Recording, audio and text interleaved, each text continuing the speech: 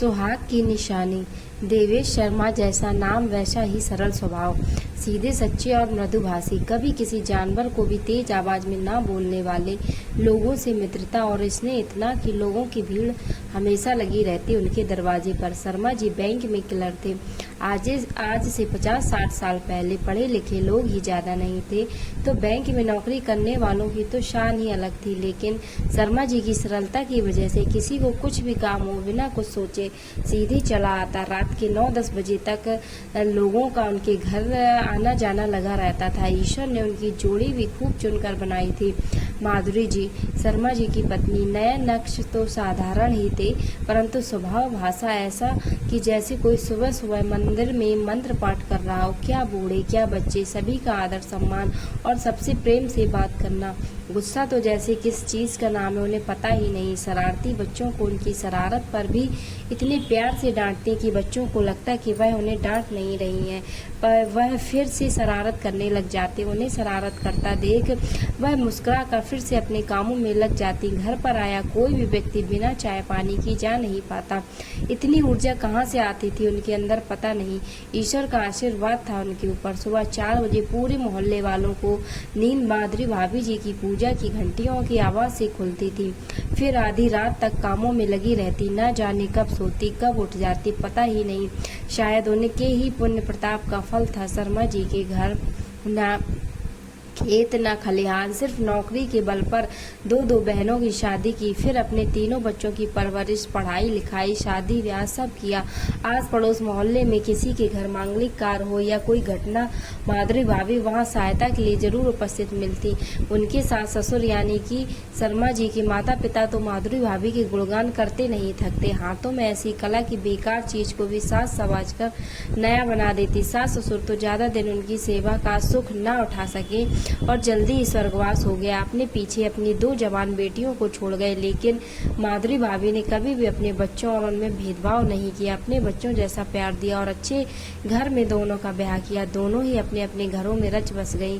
धीरे धीरे बच्चे भी बड़े हो गए। बेटी का ब्याह हो गया, दोनों बेटों की नौकरी लग गई, उनका भी ब्याह हो गया। बड़े बेटे का ब्याह हुआ तो माधुरी भाभी ने घर की सारी जिम्मेदारी बहू को दे दी। बस पूजा पाठ और भजन कीर्तन में दोनों पति पत्नी रहते। कभी किसी चीज में रोक टोक नहीं करती, न ही हिसाब रखती। बहू को अपनी बेटी की तरह मानती और उसे भी सारे कामों की पूरी आजादी दी थी।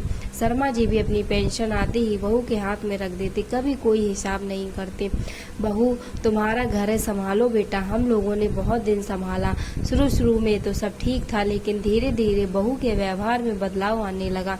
छोटे बेटे की शादी के बाद तो घर का माहौल ही बदल गया। माधुरी जी हमेशा से संतोषी थी, किसी चीज के लिए कुछ कहा नहीं। बहुएं धीरे धीरे अपने परिवार और बच्चों में लगी रहने लगी। अब दोनों बूढ़े उन्हें बेकार लगने लगे। उन्हें लगता कि माँ और बाबूजी बेकार में तो 2 कमरे ले रखे हैं, एक पूजा के लिए और दूसरा रहने के लिए, एक में रहते हैं।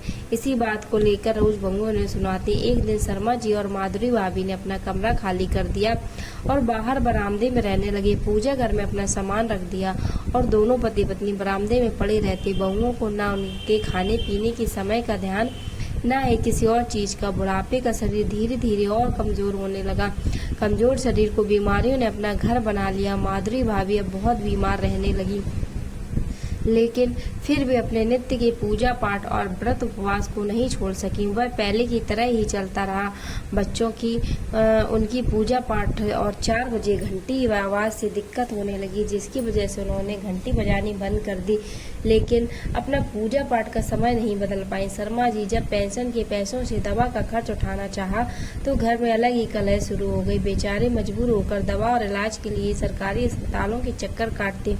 जिस घर में देर रात तक लोगों का आना जाना लगा रहता था, इस दरवाजे से बिना खाए पिए कोई नहीं जाता, उसी घर के मालिक आज बिना खाए पिए दरवाजे पर पड़े रहते हैं। बहुओं के व्यवहार की वजह से कोई उस घर में आना जाना नहीं चाहता था।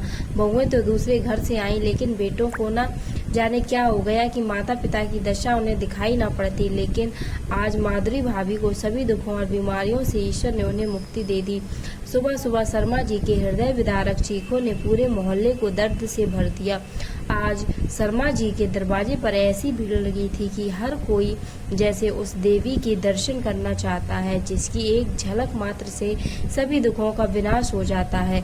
शर्मा जी को तो जैसे न जाने क्या हो गया। मूर्छित अवस्था में जब कर्म उनके बच्चों की तरह हाथ पकड़कर करवाया जा रहा था, आखिरी वेले पर जब माधुरी भाभी को ले जाने के लिए अर्थी उठाई जाने लगी, तब ना जाने शर्मा जी को क्या हो गया। वह उठकर माधुरी भाभी के हाथों से चूड़ियां और पैरों से बिछुए निकालने लगे। जब लोगों ने उन्हें रोकने की कोशिश की तो उन्होंने कहा, भाई, मेरी माधुरी को कभी भी उधार की चीज खरीदने की आदत नहीं थी।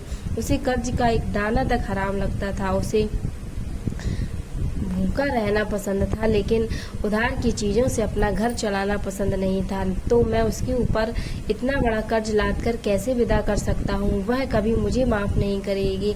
वह तो अपने साथ मेरी आत्मबल भी ले गई। पता नहीं मैं यह कर्ज चुकाने के लिए जीवित रह भी पाऊंगा कि नहीं। उधार की चूड़ियां और बिछुए सुनते ही सबका मुंह खुला रह गया। शर्मा जी की आंखों से आंसू बहने लगे और बोले, हाँ, कल जीवन में पहली बार मेरी मधु ने कुछ मांगा। कल चूड़ियां बेचने वाला आया था। उसकी आवाज़ सुनकर माधुरी ने कहा कि जी, आपसे कुछ मांगू, मना तो नहीं करेंगे। जानती हूँ मुश्किल है, लेकिन पता नहीं आज मेरा बड़ा मन कर रहा है। मैंने कहा, बोलो तो। तुमने तो आज तक एक धागा तक नहीं मांगा। जो मिला पहन लिया, जो मिला खा लिया। किसी चीज़ की कभी शिकायत न की। एक ही साड़ी न जाने कितने वर्षों तक पहना करती थी। तुम्हारी वजह से यह सारा घर बना है। बोलो तो सही, क्या चाहिए। जी, आज बड़ा मन कर रहा है लाल हरी चूड़ियाँ और सुंदर नगों वाले बिछुए पहनने का। कहना तो नहीं चाहती, ना जाने क्यों आज बार बार मन हो रहा है। मैंने जब बहू और बेटों से पैसे के लिए कहा तो उन्होंने उल्टा सीधा बोलते हुए पैसे देने से मना कर दिया। पेंशन के पैसों में से ही कुछ देने की बात कही तो बहू बोली, कैसे पेंशन के पैसे? आप लोग खाते नहीं हो क्या? पेंशन के पैसे से ज़्यादा तो आप दोनों को खिलाने में चला जाता है। लेकिन माधुरी की इच्छा ने मुझे बैठने नहीं दिया।